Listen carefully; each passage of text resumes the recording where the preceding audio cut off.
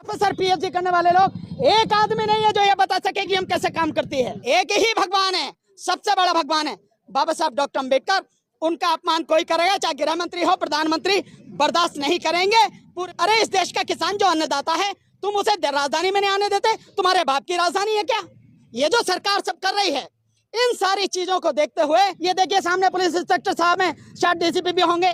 ये सारे के सारे पढ़े लिखे लोग, इनसे पूछो जरा सारे लोगों से। घर में बैठकर ये जो सबसे बड़ी बीमारी है जिस दो देश को खाई जा रही है, इसका आप खात्मा नहीं कर सकेंगे। 2 में संशोधन करके अब ये बात कर दी है कि भाई चुनाव आयोग से आप कोई डॉक्यूमेंट नहीं ला सकते। और आज ये हमारी यात्रा का पहला दिन है। तो ये परमिशन आपको मिल गई है? परमिशन किसके बात की परमिशन चाहिए? और जगजीत सिंह डल्लेवाल साहब आमरण अनशन पर बैठे हैं, मरने के कगार पर हैं, कोई सुनने को तैयार नहीं। और उसके बाद में लेटेस्ट महाराष्ट्र का चुनाव, तो वो है इस देश में बैलेट पेपर से चुनाव न होना। इस बात के लिए हम लगातार आवाज उठा रहे हैं। सन 2019 से ही लोगों को जगाने का प्रयास कर रहे हैं। पिछले साल जब लोकसभा चुनाव शुरू हुआ था, उससे पहले हमने जबरदस्त तरीके से लोगों तक बात ये पहुंचाई और घर घर तक, गांव गांव तक लोगों तक ये बात पहुंची। लोगों ने जबरदस्त तरीके से हमारी बात को समझा, हमारी बात को माना और माना कि इस देश में, इस देश की वर्तमान केंद्र सरकार इस मशीन के माध्यम से हर चुनाव को लूट रही है। मतलब कोई भी वोट डाल रहा है, उसकी वोट कहां जा रही है पता नहीं लग रहा। एक सरकार, एक पार्टी, एक व्यक्ति जिसे इस देश में 10-15% से लोग जानते नहीं, चाहते नहीं, वो व्यक्ति एक बेईमान इलेक्शन कमीशन को बना के और लगातार इस देश के चुनाव को लूट रहा है। 2024 का चुनाव लूटा लोकसभा का, जिसमें 4,65,46,000 वोटों की बेईमानी की गई और उसके माध्यम से बीजेपी 79 सीटें जीत कर आई। इसके बाद में हरियाणा का चुनाव हुआ, 14 लाख वोटें हरियाणा चुनाव में बढ़ाई गई, 20 सीटें बीजेपी वहां जीत कर आई।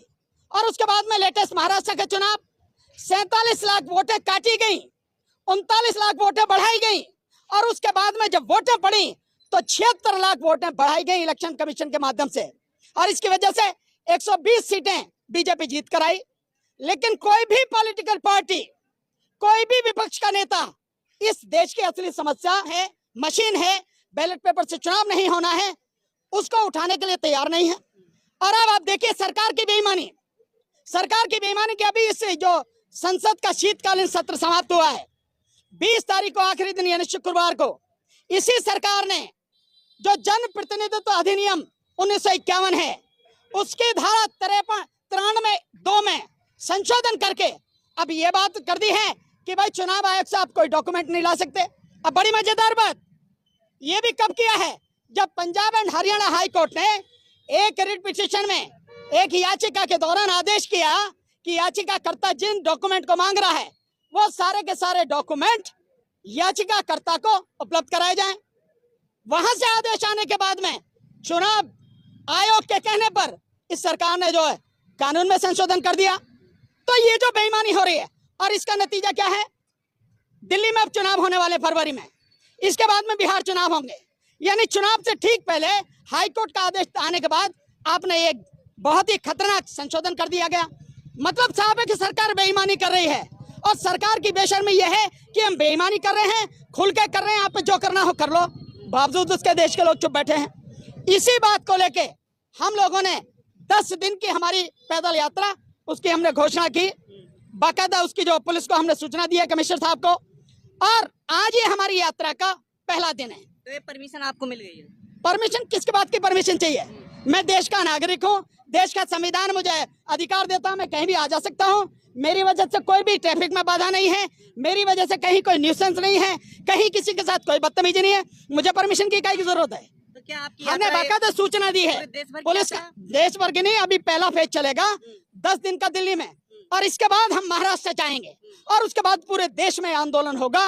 और ये आंदोलन जब तक होगा जब तक बैलेट पेपर से चुनाव नहीं होगा। तो आज की यात्रा हम अंबेडकर भवन से हमने शुरू करी, उसके बाद में पचकुया रोड होते हुए हम वहां से गए, वहां से रामा द्वार मार्ग पे होते हुए उसमें पहाड़गंज मेन रोड होते हुए फिर हम जो राजगुरु रोड है उस पर आए, वहां से हमने जो देशबंधु गुप्ता रोड है उसको क्रॉस किया और फिर हमने सदर थाना रोड उस पर हम चले, वहां से आगे चल के बाड़ा हिंदूराव रोड जो है वहां से होते हुए पहाड़ी धीरज, वहां से नीचे होते हुए बर्फकाना, बर्फकाने से मलकागंज और अब दिल्ली यूनिवर्सिटी, यहाँ पर आज के हम जो है खत्म कर रहे हैं। लेकिन आपके माध्यम से जो भी साथी देख रहे हैं, मेरा उन सब साथियों से कहना यह है, घर में बैठकर किसी समस्या का समाधान नहीं होगा। घर में बैठकर ये जो सबसे बड़ी बीमारी है जिस दो देश को खाई जा रही है, इसका आप खात्मा नहीं कर सकेंगे। घर में बैठकर आप अपनी फसलों और नस्लों को नहीं बचा सकेंगे। घर में बैठकर आप इन दिक्कतों का सामना नहीं कर सकेंगे, इसलिए सड़क पे आना पड़ेगा। आज की तारीख में जब पूंजीपति, मीडिया, सरकार, अदालत और सब लोग मिल गए हैं, ऐसे समय में केवल और केवल देश में जन आंदोलन ही एकमात्र रास्ता है जो इस देश को बचा सकता है। लेकिन आज 25 दिसंबर है, मनुस्मृति का आज दहन किया था अम्बेडकर जी ने। क्या संविधान पर हमला है तमाम तरीके से? आप देख, इस देश में आधी से अधिक आबादी अनपढ़ है, यह सारे लोग पढ़े लिखे हैं। ये देखिए सामने पुलिस इंस्पेक्टर साहब हैं, शायद डीसीपी भी होंगे। ये सारे के सारे पढ़े लिखे लोग, इनसे पूछो जरा सारे लोगों से, कोई जानता हो ईवीएम को, बता ईवीएम कैसे काम करते हैं? इनमें एक आदमी नहीं है। दिल्ली यूनिवर्सिटी में खड़ा हूं मैं, दिल्ली यूनिवर्सिटी के प्रोफेसर, पीएचडी करने वाले लोग, एक आदमी नहीं है जो ये बता सके कि हम कैसे काम करती है। बस बटन दबाओ और काम खत्म। ये नहीं होता। तो इसके माध्यम से देश के संविधान को खत्म किया जा रहा है, इसके माध्यम से देश के लोकतंत्र को खत्म किया जा रहा है। इस मशीन के रहने से देश तबाही की तरफ सरकार ले जा रही है। आज की तारीख में सरकार के पास कोई नहीं है, उसके पास कहीं लोग नहीं है। 10 या 15% मुश्किल से हैं जो उसके वोटर हैं। बाकी इस देश में चुनाव जीतने लायक नहीं है, लेकिन बेईमान इलेक्शन कमीशन के माध्यम से जीत रहे हैं। इसलिए हम लोगों को जगाने की कोशिश कर रहे हैं, देश को समझाने की कोशिश कर रहे हैं। अगर सड़क पर आकर नहीं लड़े तो आपके बच्चे तबाह हो जाएंगे। बेरोजगारी भयानक है, सब लोग जानते हैं।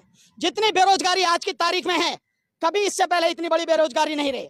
जिस कदर महंगाई है, ऐसी महंगाई कभी नहीं रही। आज की तारीख में लोगों को स्वास्थ्य सुविधाएं उपलब्ध नहीं है।